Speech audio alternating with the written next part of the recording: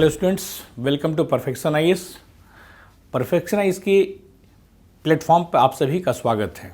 मैं अनुज सिंह और इतिहास, प्राचीन भारतीय इतिहास की श्रृंखला में आज जो आपसे जिस टॉपिक का डिस्कशन करने जा रहा हूँ वो है मगध साम्राज्य का उत्कर्ष। तो यहाँ पर मगध साम्राज्य का उत्कर्ष, इसी पर आज हमें चर्चा करनी है। इसके पहले आपने महाजनपद के काल को देखा कि छठी शताब्दी ईसा पूर्व में कुल 16 महाजनपद थे। 16 महाजनपदों के विषय में एक एक करके हमने बताया कि उसका वर्तमान लोकेशन अभी कहाँ है और उस समय उस महाजनपद की क्या विशेषता थी, इसकी हमने चर्चा की थी। आज उस 16 महाजनपद में से एक महाजनपद, इसलिए कि 16 महाजनपद में एक महाजनपद मगध सर्वाधिक शक्तिशाली हुआ और उसने अपने नेतृत्व में छठी शताब्दी ईसा पूर्व में भारत में एक साम्राज्य का गठन किया। तो अब यहाँ पर जो प्रश्न है कि मगध, हमने जो टॉपिक लिखा है मगध साम्राज्य का उत्कर्ष, तो प्रश्न ये है कि मगध साम्राज्य के उत्कर्ष के कारण क्या थे। मगध साम्राज्य के उत्कर्ष के कारण में हम दो कारणों का जिक्र करेंगे। नंबर 1 राजनीतिक कारण और नंबर 2 आर्थिक कारण। अब देखिए, राजनीतिक कारण और आर्थिक कारण ये दो मगध साम्राज्य के उत्कर्ष के कारण हैं। और एक और हम इसको पहले जोड़ लेते हैं, इसका भौगोलिक कारण। ठीक है, तो भौगोलिक कारण में यहां पर आप देखेंगे कि मगध साम्राज्य तत्कालीन समय में, ठीक है, भौगोलिक दृष्टिकोण से सुरक्षित था। मगध साम्राज्य 5 पहाड़ियों से घिरा, मगध साम्राज्य की राजधानी राजगिरी 5 पहाड़ियों से घिरा हुआ था। इसके साथ साथ मगध साम्राज्य को जल दुर्ग भी प्राप्त था, अर्थात मगध साम्राज्य 3 ओर से नदियों से घिरा हुआ था, अर्थात जल से भी इसका दुर्गीकरण हो गया था। और इस कारण मगध साम्राज्य की स्थिति भौगोलिक दृष्टिकोण से मजबूत हो गई थी, अर्थात मगध साम्राज्य तत्कालीन समय में सुरक्षित हो गया था। तो ये आपने देखा भौगोलिक कारण। दूसरा राजनीतिक कारण कि मगध साम्राज्य के जो शासक उस समय हुए थे वे शासक शक्तिशाली थे। मगध साम्राज्य का क्षेत्र अत्यधिक बड़ा था और वो शासक शक्तिशाली थे। इस कारण से उन शासकों के नेतृत्व में साम्राज्य का, मगध का अत्यधिक विस्तार हुआ, मगध महाजनपद का अत्यधिक विस्तार हुआ।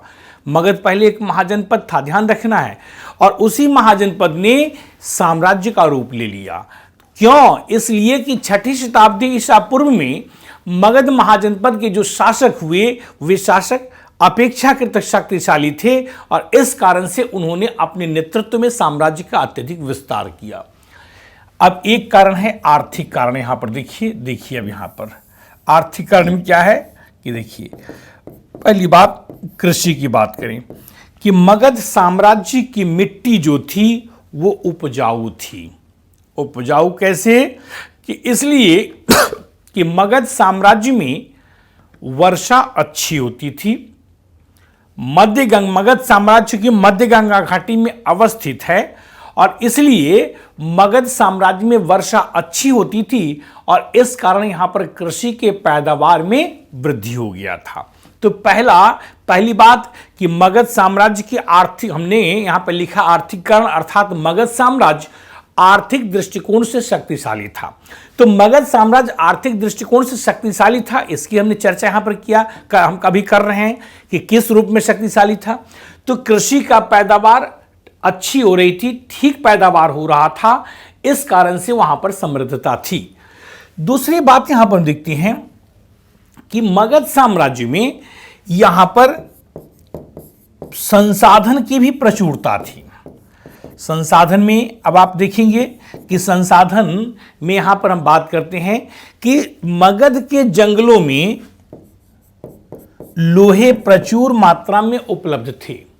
तो प्रचुर मात्रा में लोहे की उपलब्धता ने क्या किया कि मगध साम्राज्य के शासकों को, मगध साम्राज्य के लोगों को कृषि कार्य करना आसान कर दिया, इसलिए कि अब उस लोहे की उपलब्धता से लोहे के उपकरण मिले। पहले पत्थर के उपकरण इत्यादि चल रहे थे, अब कृषि कार्य के लिए लोहे के उपकरण बनाए गए, फलस्वरूप कृषि कार्य करना आसान हो गया, जिससे कृषि में अत्यधिक विस्तार हुआ। दूसरी बात कि मगध के जंगलों में हाथी की भी प्रचुरता थी। हाथी से दो लाभ हुआ।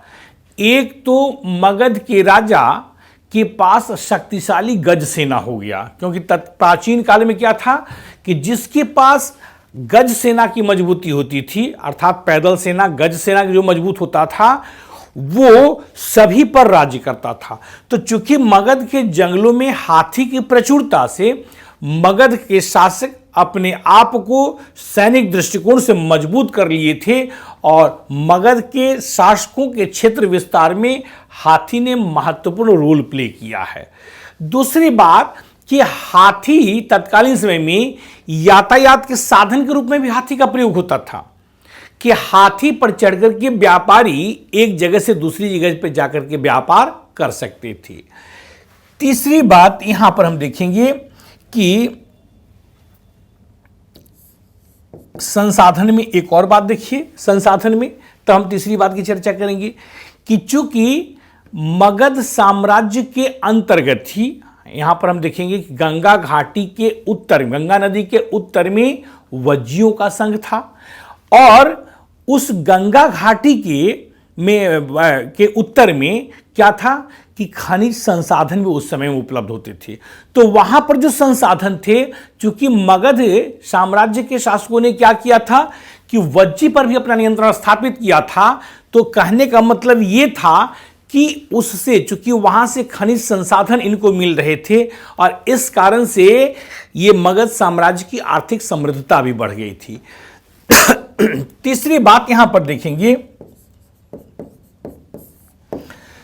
कि तत्कालीन समय में छठी शताब्दी ईसा पूर्व में व्यापार के दृष्टिकोण से भी मगध साम्राज्य मजबूत था। क्यों?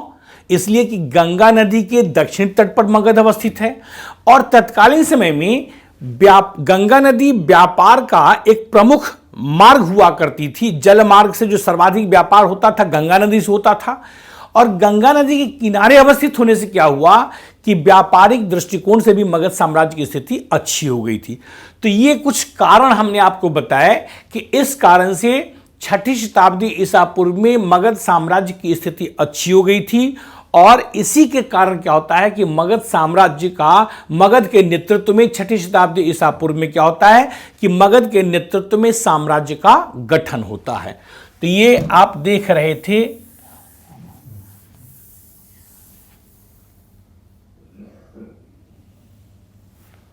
अब देखिए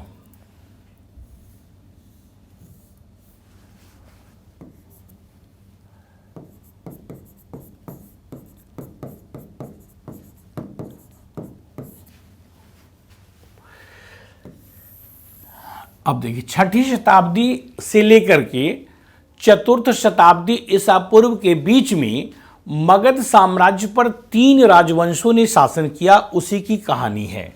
सबसे पहला है हर्यक वंश, फिर है शिशुनाग वंश, और उसके बाद अंत में है नंद वंश। अब देखिए हर्यक वंश के शासक यहां पर हम देखेंगे कि 544 से लेकर के 412 ईसा पूर्व तक हर्यक वंश के शासक शासन किए हैं। 412 से लेकर के 344 ईसा पूर्व तक शिशुनाग वंश के शासक शासन किए हैं, और 344 से लेकर के 321 ईसा पूर्व तक या 22 ईसा पूर्व तक नंद वंश के शासक शासन किए हैं। अब देखिए हर्यक वंश के शासकों में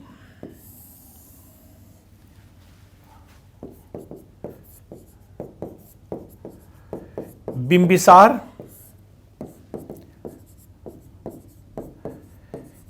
अजातशत्रु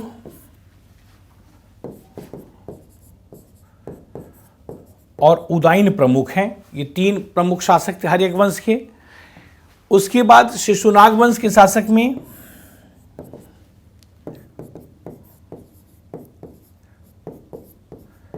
शिशुनाग और कालाशोक महत्वपूर्ण हैं। और नंद वंश के शासकों में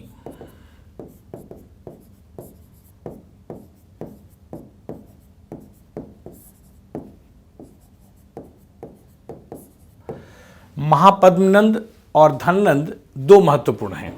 तो अब आइए बात करते हैं हर्यक वंश के शासक बिंबिसार पर। ठीक है, पहले इसको देखते हैं, एक एक करके हम चलते हैं। चलिए इसको मिटा देते हैं, फिर हम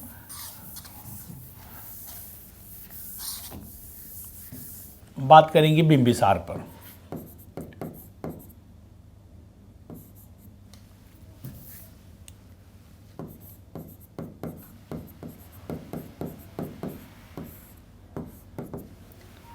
बिंबिसार का उपनाम जो था वो श्रेणिक था। इसका एक उपनाम था श्रेणिक, श्रेणिक के नाम से भी जाना जाता है। बिंबिसार हर्यक वंश का एक शक्तिशाली शासक हुआ और इसके समय में हर्यक वंश के क्षेत्र का अत्यधिक विस्तार हुआ। कहा जाता है कि बिंबिसार महत्वाकांक्षी, कूटनीतिज्ञ और विस्तारवादी नीति का पालन करने वाला था। तो महत्वाकांक्षी भी था, कूटनीतिक भी था, और इस कारण से महत्वाकांक्षी और कूटनीतिक होने के कारण इसके समय में हर्यक वंश का अत्यधिक क्षेत्र विस्तार हुआ। अब अगर हम बिंबिसार की उपलब्धियों की बात करें कि बिंबिसार की क्या उपलब्धियां थी, तो इनकी उपलब्धियों को हम 2 भागों में बांट करके देखते हैं। नंबर 1, बिंबिसार की राजनीतिक 2 प्रकार की उपलब्धि हैं, एक राजनीतिक उपलब्धियां और दूसरी सांस्कृतिक उपलब्धियां। राजनीतिक उपलब्धियों की अगर बात करें तो इसमें 3 चीजों का हम अध्ययन करेंगे कि राजनीतिक क्षेत्र में बिंबिसार ने 3 नीतियों का पालन किया। सबसे पहले हम बात करेंगे वैवाहिक नीति, फिर बात करेंगे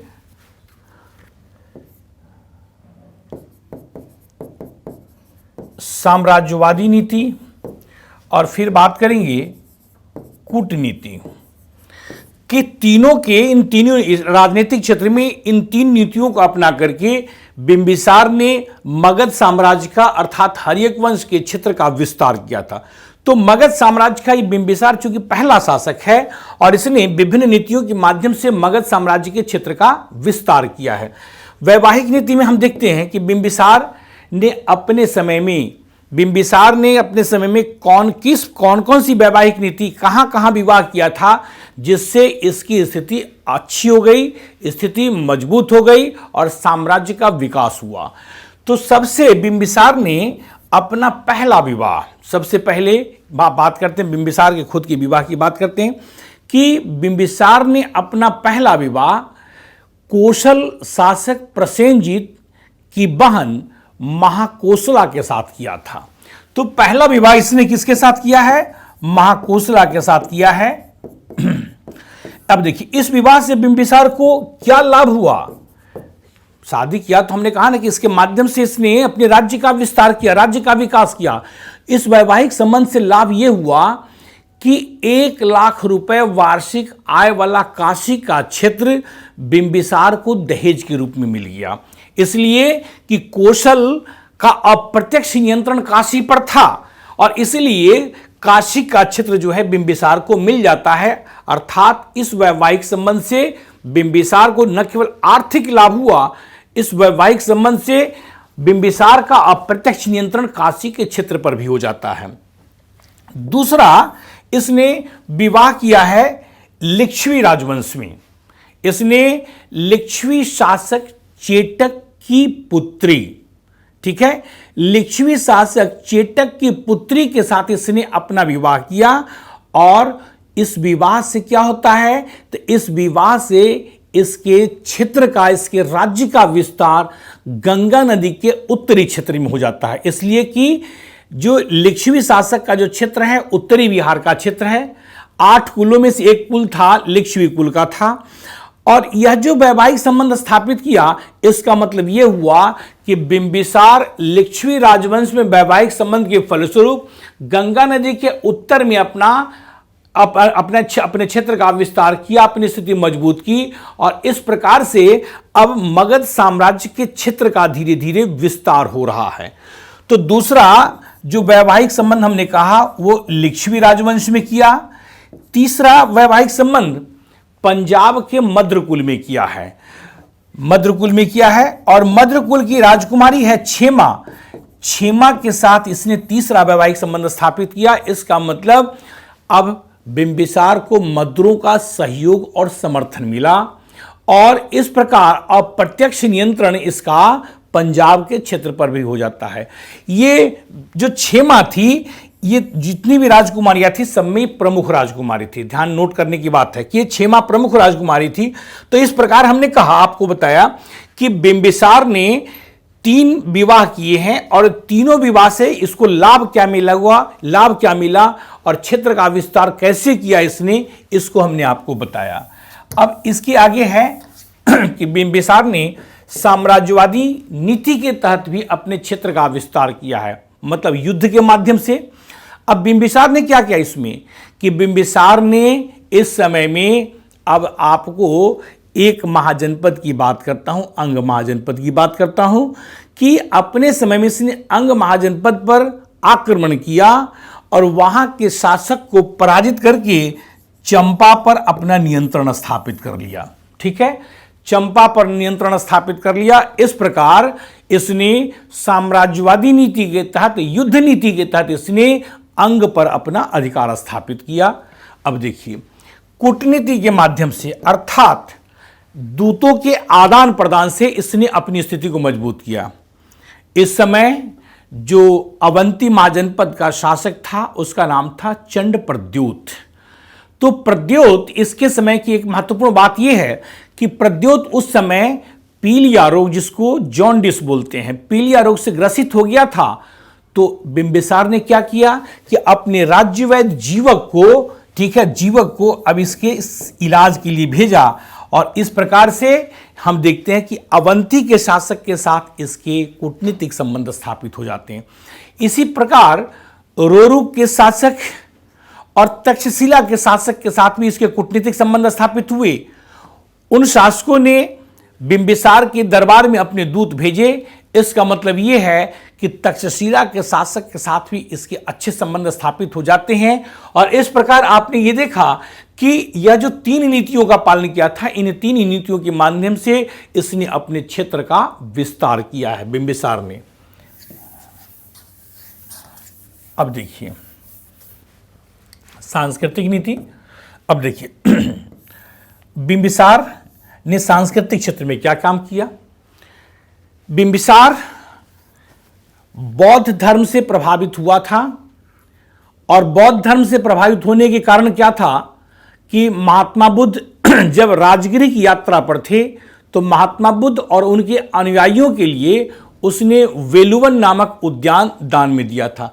तो पहली बात सांस्कृतिक उपलब्धि, पहली बात कि ये बिंबिसार जो था वह बौद्ध धर्म को मानने वाला था, बौद्ध धर्म के प्रति इसका झुकाव था और महात्मा बुद्ध और उनके अनुयायियों के निवास के लिए इसने राजगिरी में वेलुवन नामक उद्यान दान में दिया था। दूसरी बात यहां पर कि बिंबिसार जो था, बिंबिसार विद्वानों का संरक्षक भी था। विद्वानों का संरक्षक इस रूप में कि इसके दरबार में राज्य वैद्य जीवक निवास करता था, आयुर्वेद आचार्य जीवक इसके दरबार में जीवक निवास करता था और इसी जीवक को इसने प्रद्योत की बीमारी को ठीक करने के लिए भेजा था। तो इसका मतलब बिंबिसार विद्वानों का संरक्षक भी था। दूसरी बात कि बिंबिसार के काल में राजगिरी नामक नगर की स्थापना की गई, बहुत इंपॉर्टेंट बात। और उस राजगृह का जो वास्तुकार था, आर्किटेक्ट था, जिसने उसका डिजाइन किया, जिसने बनाया था, वो था महागोविंद। तो बिंबिसार के काल में राजगृह नामक नगर की स्थापना की गई और उसके आर्किटेक्ट, उसके वास्तुकार कौन थे? महागोविंद थे। तो इस तरीके से आपने बिंबिसार की ये सांस्कृतिक उपलब्धियों को देखा और इस तरह से हम कह सकते हैं कि बिंबिसार के काल में मगध, न केवल मगध साम्राज्य का राजनीतिक विस्तार हुआ, बल्कि इसने सांस्कृतिक रूप से भी मगध साम्राज्य को सुदृढ़ कर दिया। तो अभी हम आज की इस वीडियो में दो चीजों को आपको बताएं, एक मगध साम्राज्य के उत्कर्ष के कारण और दूसरा हमने मगध साम्राज्य पर शासन करने वाले 3 राजवंशों के विषय में बताया कि 6ठी शताब्दी ईसा पूर्व से लेकर के 4th शताब्दी ईसा पूर्व के बीच में मगध साम्राज्य पर 3 राजवंश के शासकों ने शासन किया था, हर्यक वंश, शिशुनाग वंश और नंद वंश। तो हर्यक वंश के पहले शासक के रूप में हमने बिंबिसार को बताया और बिंबिसार की उपलब्धियों को बताया। आशा है कि ये वीडियो आपको अच्छा लगा होगा। परीक्षा उपयोगी बातों को ही ध्यान में रख करके ये क्लास ली जा रही है और ठीक से अगर आप इसको देखेंगे, ठीक से समझेंगे, सुनेंगे तो निश्चित रूप से आगामी सभी परीक्षाओं में आपके लिए लाभकारी होगा। Thank you.